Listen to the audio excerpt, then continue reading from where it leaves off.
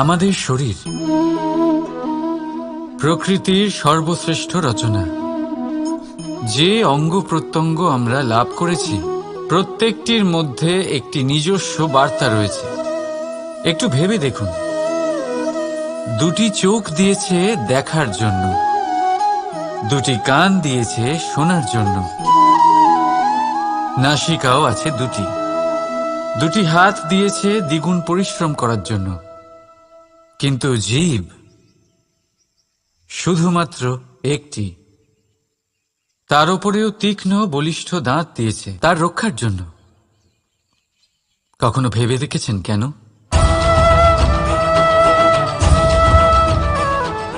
কারণ শব্দ আর শব্দের প্রয়োগ মানুষের সবচেয়ে বড় অস্ত্র, যার প্রয়োগ যত ভেবেচিন্তে করা যায় মানুষ তার জীবনে ততটাই উপরে উঠতে পারে। তাহলে মনে রাখুন, দেখুন, শুনুন আর বুঝুন বেশি, বলুন কম। রাধা রাধা। আমরা সকলে শক্তি অনুভব করতে চাই। এবার যদি আপনাকে জিজ্ঞেস করা হয় যে সবথেকে বেশি শক্তির অনুভব কোথা থেকে করা সম্ভব, তখন কেউ কেউ বলবেন পুষ্টিকর আহার গ্রহণ করলে, ব্যায়াম করলে, কেউ বলবেন ধন লাভ করলে, বন্ধুদের থেকে, পরিবারের থেকে, আদি ইত্যাদি। এইভাবে আপনি শক্তির অনুভব অবশ্যই করতে পারেন, কিন্তু সবথেকে বেশি শক্তির অনুভব যদি আপনি করতে চান তাহলে তা পাবেন শুধু একতার দ্বারা, সংগঠনের দ্বারা। যদি আপনাকে উদাহরণ দিই, নিজের এই হাতটাকে দেখুন, 5টা আঙুল রয়েছে। কোনো একটা বস্তুকে নিজের একটা আঙুল দ্বারা তুলে ধরার চেষ্টা করে দেখুন, বড়ই কষ্ট হবে। তখন আপনি বুঝতে পারবেন যখন এই 5টি আঙুল একত্রিত হয় তখন কোনো কাজ কতটা সহজ হতে পারে। এটাই হলো শক্তি, একতার।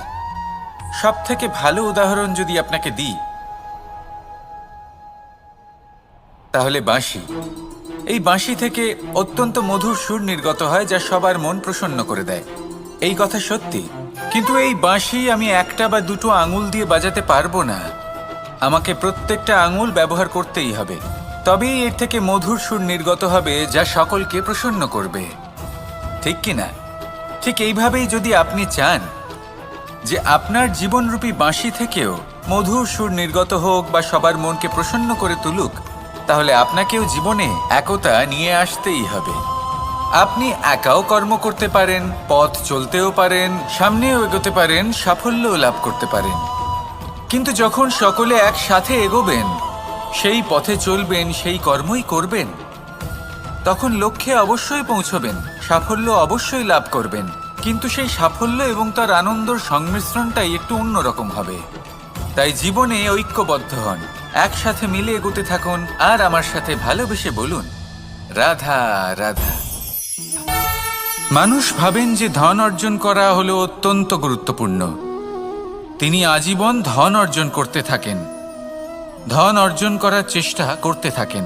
সে যাই হয়ে যাক না কেন, পরিশ্রম করতে থাকেন। স্বাস্থ্যের দিকে নজর দেন না, না উচিত সময় খাবার খান, না উচিত সময় ঘুমোতে যান, না পর্যাপ্ত সময় পর্যন্ত ঘুমন, কিছুই না। ধন অর্জন করতেই থাকেন, করতেই থাকেন। আর কিছু সময় পরে যখন তিনি অসংখ্য ধন লাভ করে ফেলেন, তখন তার সাথে ওনার শরীরে অনেক রোগ বাসা বাঁধে।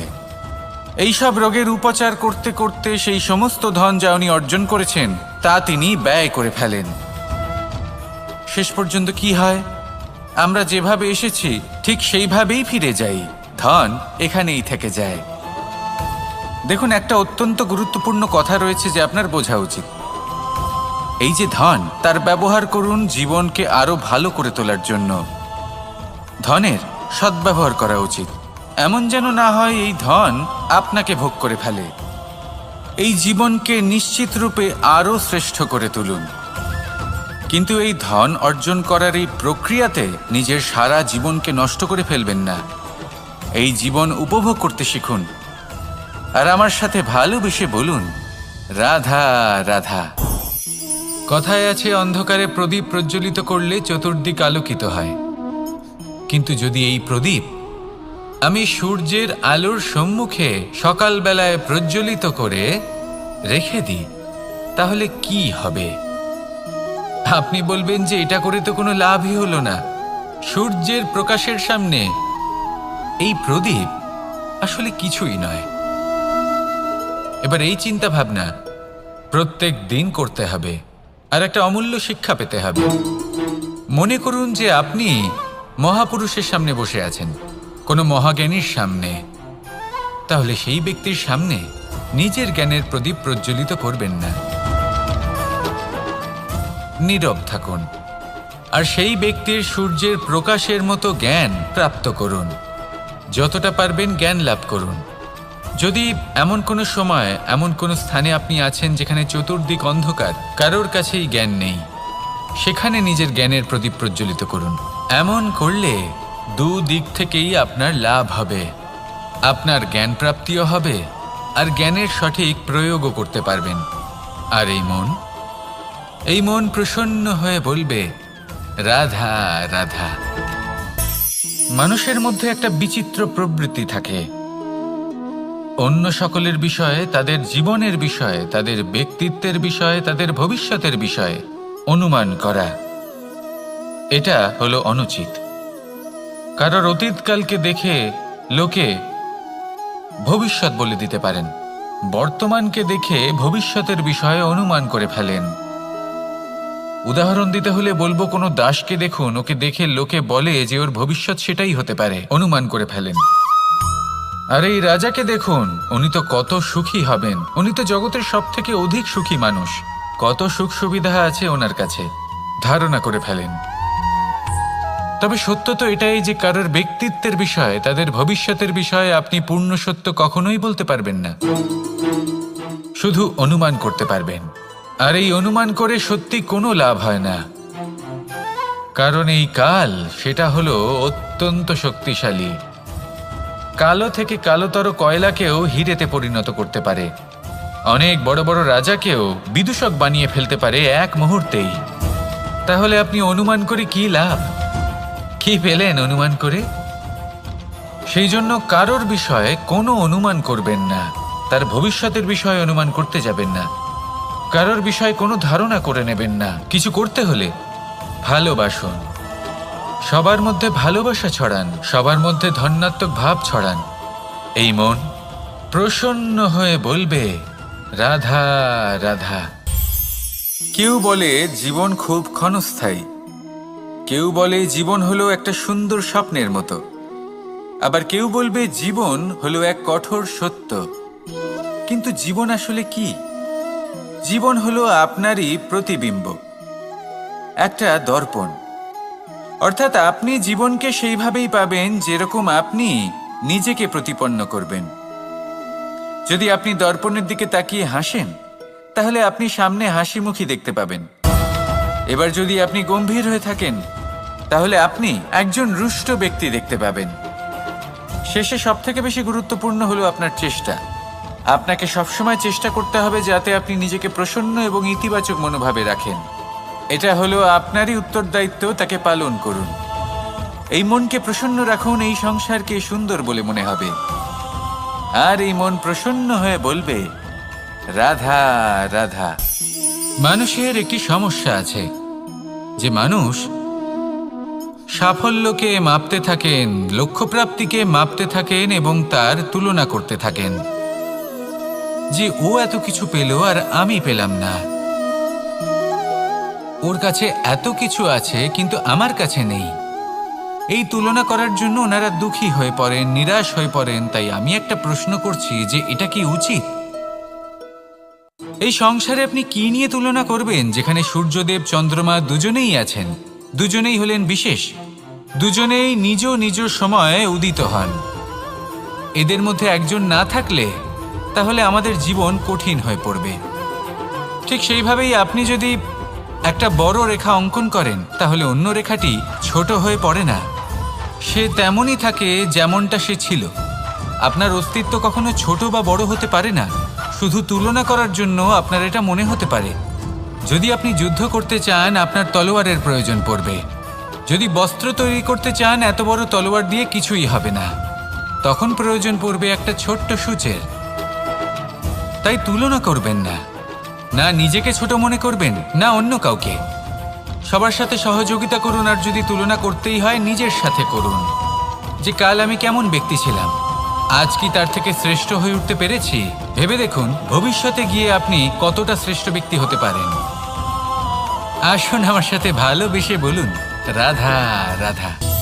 এই সংসারের সব থেকে গুরুত্বপূর্ণ তত্ত্ব কোনটা? প্রথম হলো সময়। জন্ম থেকে মৃত্যু পর্যন্ত এই যে সময়, এটাই তো হলো জীবন। দ্বিতীয় হলো জীবন, যাতে আমরা সময়ের সদ্ব্যবহার করি, শ্রেষ্ঠ থেকে শ্রেষ্ঠতর কাজ করার চেষ্টা করি। বহু বছরের এই পরম্পরা, এই সংস্কৃতিকে এগিয়ে নিয়ে যাওয়ার চেষ্টা করি।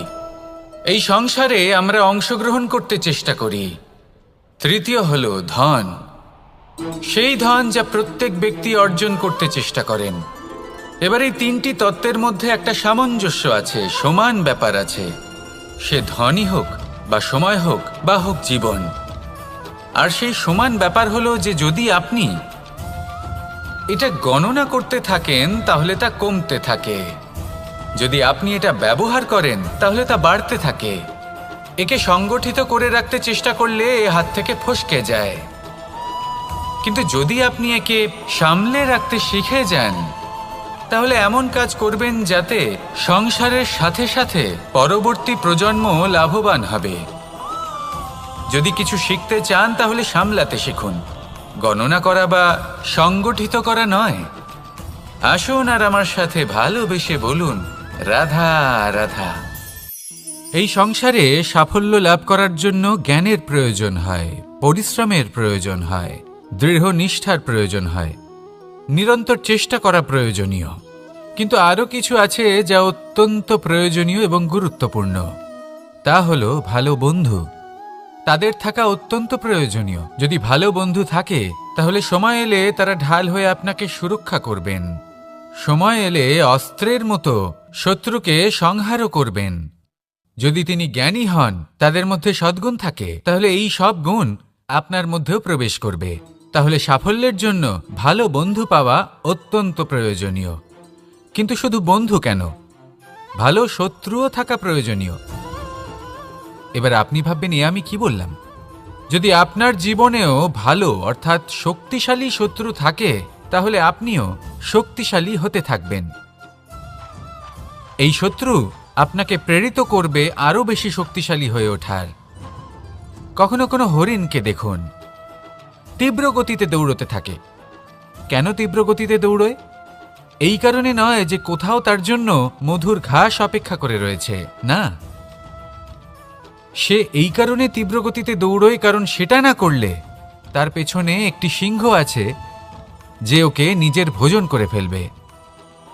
তাই জীবনে বিপদ, সংকট, এই সব কিছুও হলো অত্যন্ত গুরুত্বপূর্ণ। তার সম্মুখীন হতে শিখুন আর আমার সাথে ভালোবেসে বলুন, রাধা রাধা। পুরুষার্থ। শাস্ত্রে 4 ধরনের পুরুষার্থের কথা বলা হয়েছে। প্রথম হলো ধর্ম। আপনি কি জানেন এই ধর্ম আসলে কি? আপনার কি মনে হয় ধর্ম আসলে কি? কোনো বিশেষ ঈশ্বরকে মানাই কি ধর্ম বলা হয়? নাকি কোনো বিশেষ রীতি পালন করাই হলো ধর্ম? নাকি কোনো বিশেষ সাহিত্যকে সর্বশ্রেষ্ঠ মনে করাই হলো ধর্ম? না, ধর্ম হলো সেটা যাকে ধারণ করা যেতে পারে। আর ধারণ শুধু সেটাই করা যায় যা পবিত্র। পবিত্র শুধু তাকেই বলা হয় যা নিঃস্বার্থ, যার মধ্যে শাসন করার কোনো ইচ্ছে নেই, যা সরলভাবেই প্রবাহমান, জল এবং বায়ুর মতো। যখন কোনো ব্যক্তি ধর্মকে ধারণ করেন এবং সেই ধর্ম সেই ব্যক্তিকে রক্ষা করে, তখন তাকে ধর্ম বলা হয়। ধর্ম যা রক্ষা করে অহংকার থেকে, খারাপ চিন্তার হাত থেকে। সেই জন্য পুরুষার্থ গড়ে তোলার আগে, ধর্ম পালন করার আগে ধর্মের প্রকৃত অর্থ কি সেটা বুঝে নিন। এটা জেনে রাখুন যে সমস্ত ধর্মের আধার, সমস্ত ধর্মের ভিত শুধুমাত্র ভালোবাসা। আসুন আর এই ভালোবাসার সাথেই বলুন, রাধা রাধা। কখনো কোনো বাগানের কোনো বৃক্ষকে দেখেছেন যেখানে সুগন্ধি ফুল থাকে, রসালো ফল থাকে? তখন মন প্রফুল্ল হয়ে ওঠে, মন থেকে সেই বৃক্ষের প্রতি ভালোবাসা জন্মায়। কিন্তু যিনি বাগানের মালিক, শুধুমাত্র তিনিই জানেন যে কিভাবে এই বৃক্ষকে আগলে রাখতে হয়, কিভাবে তার পরিচর্যা করলে এতে সুন্দর সুগন্ধি ফুল হবে, রসালো ফল হবে। কখনো কখনো প্রয়োজনের থেকে বেশি রোদ পেলে এই বৃক্ষগুলি শুকিয়ে যায়, প্রয়োজনের থেকে কম রোদ পেলেও এই বৃক্ষ কিন্তু শুকিয়ে যায়। প্রয়োজনের থেকে কম জল যদি পায়, এই বৃক্ষ শুকিয়ে যেতে পারে। প্রয়োজনের থেকে অতিরিক্ত জল যদি পায়, তখনও এই বৃক্ষের শিকড়গুলি নষ্ট হয়ে যেতে পারে। এবার এটাই কিন্তু আমাদের সংসারের সাথেও হয়। আমাদের সংসারের সকল প্রতিভাশালী ব্যক্তি, যেমন লেখক, বিচারক, প্রবক্তা, যোদ্ধা, এদের সবার ক্ষেত্রে এই কথাটাই প্রযোজ্য। যদি বেশি প্রশংসা করা হয় তাহলেও এরা হারিয়ে যাবেন। প্রয়োজনের থেকে বেশি যদি নিন্দা করা হয় তখনও তারা নত হয়ে পড়বেন। তাহলে আজ আমি এদের একটা ছোট্ট কাহিনী শোনাবো, নিজেদেরও। এটা কোনো এক মনে রাখবেন, একটা দুজন বোন যাতাকলে গম পেশাই করছিলেন। জেনে রাখুন কখন কোন নিন্দায় আপনি লজ্জিত হবেন ছিলেন, তিনি সময় সময় সেখান থেকে ছোট ছোট দানা তুলে নিজের মধ্যে বিষয়টা জাগ্রত করবেন করছিলেন। এবার দেখতে দেখতে গম পেশাই সমাপ্ত হয়ে বলবে, এবার পেশাই করা গম নিয়ে সেই দুজন বোন বাড়ি ফিরে আসছিলেন এবং তাদের ফেরার পথে হঠাৎ করে কোথাও থেকে একটি বাছুর চলে এলো। এই দুই বোন ভয়ভীত হয়ে গেলেন আর তাদের হাত থেকে সেই আটা পড়ে গেল, মাটিতে মিশে গেল। এবার এই পুরো ঘটনাক্রমে যদি কারোর বিন্দুমাত্র লাভ হয়ে থাকে, বিন্দুমাত্র আনন্দ পেয়ে থাকে, তাহলে সে কে? সেই ছোট বোন, যিনি মাঝে মাঝেই গমের দানা তুলছিলেন এবং খাচ্ছিলেন। কিছুটা হলেও উনি আনন্দ লাভ করেছিলেন। এবার এরকমই হলো আমাদের জীবনে ভক্তি এবং ভালোবাসা সংক্রান্ত বিষয়। মানুষ নিজের জীবনের দৈনিক কাজে এতটাই ব্যস্ত হয়ে পড়েন, প্রত্যেকদিন শুধু কাজ কাজ কাজ কাজ করতে থাকেন, আর তাতে ভক্তি এবং ভালোবাসার জন্য সময় বার করতেই পারেন না।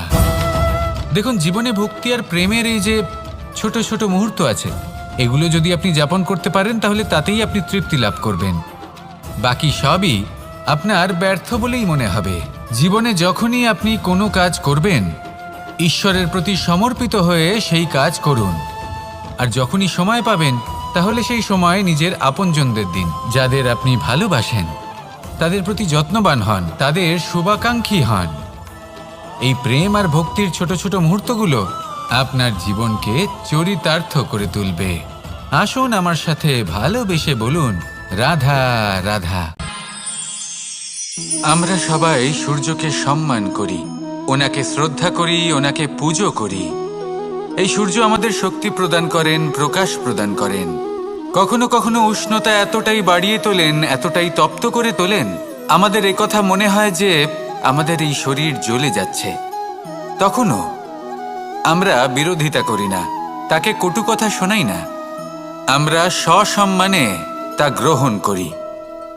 কেন কেন করি? কারণ আমরা জানি যে সন্ধেবেলা যখন সূর্যাস্ত হবে, তখন শুধুমাত্র অন্ধকার বাকি থাকবে। ঠিক কিছুটা এরকমই হয় আমাদের মাতা পিতাও, যিনি আমাদের জন্ম দেন, আমাদের ভরণ পোষণ করেন, আমাদের বড় করেন, আমাদের প্রেম প্রদান করেন। কখনো কখনো তাদের মুখ থেকে কটু কথা নিঃসৃত হয়, আমাদের দুঃখ হয়, কিন্তু তখন আমাদের এটা বোঝা উচিত এগুলি নিঃসৃত হচ্ছে আমাদেরই মঙ্গলের জন্য।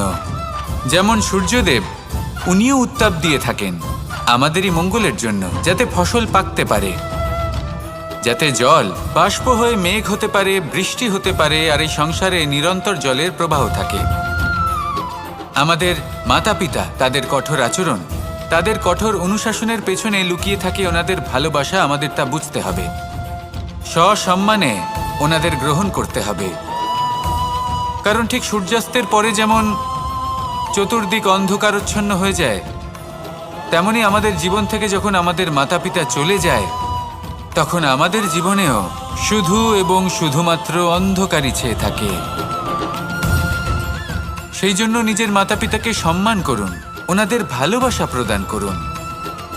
এই মন আর এই জীবন প্রসন্ন হয়ে বলবে রাধা রাধা। শিশিরের বিন্দু পাতার ওপর পড়ে আর তার গায়ে লেগে থাকে। পাতা তাকে শুষে নিতে পারে না, আর শেষ পর্যন্ত সে ঝরে পড়ে যায়। অন্যদিকে রয়েছে মেঘ এবং চাতক। এদের মধ্যে অনেক দূরত্ব থাকে। মেঘ থাকে আকাশে আর চাতক থাকে ধরিত্রীতে। কিন্তু যখন এই মেঘ থেকে বৃষ্টি ঝরে পড়ে, এই চাতক কিন্তু সেই জলই পান করে, নয়তো সে তৃষ্ণার্ত থেকে যায়। এবার অন্যদিকে দেখলাম শিশির বিন্দু আর পাতার এই সম্পর্ক। এরা খুব কাছাকাছি থাকে, ঘনিষ্ঠও থাকে। অন্যদিকে রয়েছে মেঘ এবং চাতকের সম্পর্ক, যাদের মধ্যে অনেক দূরত্ব থাকা সত্ত্বেও তারা খুব ঘনিষ্ঠ, তাই না? এই সারমর্ম খুব সরল। এই নৈকট্য, এই দূরত্ব, তা আপনার সম্পর্কে প্রভাব কিছুতেই ফেলতে পারে না। এই নৈকট্য, এই দূরত্ব, এইসব হলো শুধুমাত্র মনের ব্যাপার। কখনো আপনি অনুভব করেছেন আপনি কারোর থেকে অনেক অনেক দূরে আছেন, অনেক দূরে আছেন, তাও সেই ব্যক্তির প্রতি আপনি টান অনুভব করেন। সেখানে আপনি কারোর সাথে প্রত্যেক দিন অতিবাহিত করেন, সমস্ত জীবন অতিবাহিত করেন, সব থেকে বেশি সময় তার সাথে অতিবাহিত করেন, তাও তার প্রতি সেই টান অনুভব করেন না। এই সংকেত হলো মনের দূরত্বের। তাহলে মনের এই দূরত্ব দূর করুন আর আমার সাথে ভালোবেসে বলুন রাধা রাধা। মানুষ তার জীবনে শিক্ষা এবং প্রেম এই দুই লাভ করে তার মাতা পিতা এবং গুরুর কাছ থেকে। কিন্তু মানুষ সব থেকে বেশি ভালোবাসে নিজের মাতাকে, কারণ মাতা খুব নির্মল চিত্তে ভালোবাসে, শান্ত মনে আমাদের অন্তরে শক্তির সঞ্চার করে থাকেন, আমাদের উৎসাহ দেন, বলশালী করে তোলেন। ব্যাপারটা কিন্তু এমন নয় যে আমরা নিজেদের বাবা বা গুরুকে ভালোবাসি না, তাদেরকেও আমরা অত্যন্ত ভালোবাসি, শুধু ওনাদের কঠোর ব্যবহার দেখলে আমরা একটু ভয় পেয়ে যাই। এবার ওনাদের এই কঠোর ব্যবহার আমাদের ভালো না লাগলেও অত্যন্ত আবশ্যক, কারণ মাতার থেকে আমরা যে শক্তি লাভ করি তা যেন নিয়ন্ত্রণ হারিয়ে বিধ্বংসী না হয়ে ওঠে, আমরা যেন কোনো কুপথে না চলে যাই, আমরা কখনো যেন দোষ না করে ফেলি। শুধু সেই জন্য পিতা এবং গুরু একটু কঠোর হয়ে ওঠেন, এবং ওনাদের এই কঠোর আচরণ ভবিষ্যতে গিয়ে আমরা অবশ্যই বুঝতে পারি। জীবনে কিছু বছর আমরা এগিয়ে যাই আর তারপর আমরা বুঝতে পারি যে বাবা এবং গুরু আমাদের যথেষ্ট ভালোবাসতেন, কিন্তু ওনাদের ভালোবাসার বহিঃপ্রকাশ আলাদা। প্রয়োজনীয় হলো এটা দেখার, এটা বোঝার যে শুরু থেকে আমাদের প্রতি ওনাদের আচরণ কেমন ছিল।